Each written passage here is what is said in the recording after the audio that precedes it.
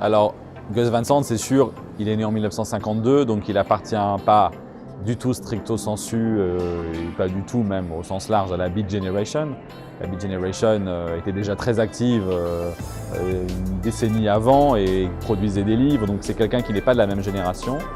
Mais c'est quelqu'un qui s'est intéressé à l'histoire de son pays, intéressé à l'histoire des avant-gardes, de la contre-culture, parce qu'il avait lui aussi, dès le début, un désir de faire des choses un peu marginales. Quand on voit ses premiers films, c'est des films qui, soit thématiquement, dans le ton, dans la manière d'être, sont très provocateurs, quelque part.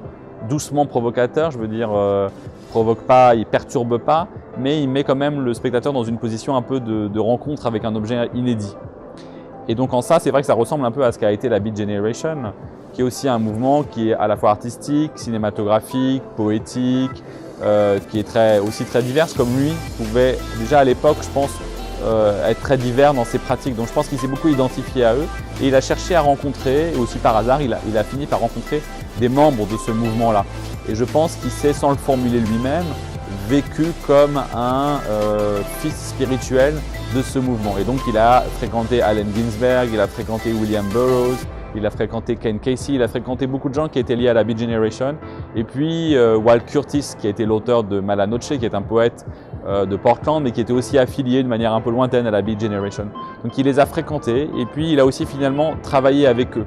Donc c'est là où c'est intéressant, c'est à double détente la Beat Generation, c'est à la fois un héritage qu'on ne peut pas forcément nommer et pointer, qui est partout dans les films, qui est ce goût pour la provocation, la marginalité, la revendication d'une autre sexualité, la revendication politique, des changements formels, mais c'est aussi des vrais liens humains avec des gens et qu'on va retrouver dans ces projets.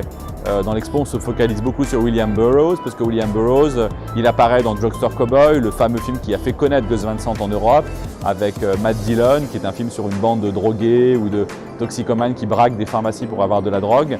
Et Burroughs apparaît dans le film parce que Burroughs a écrit beaucoup sur la drogue, a écrit beaucoup sur la dépendance, a écrit beaucoup sur le rapport de la marge et du pouvoir. Et il apparaît dans le film. Et Burroughs apparaît aussi dans des films expérimentaux que Gus Van Sant a réalisés. Et puis Gus Van Sant, voilà, c'est un lien très complexe, jusqu'à même produire ensemble un album de musique qui s'appelle les Elvis of Letters, dont on montre un extrait dans l'exposition aussi, donc c'est un extrait sonore et qui a été publié par un label marginal de Portland. Donc on voit à quel point Burroughs a été un vrai partenaire de travail sur beaucoup de projets.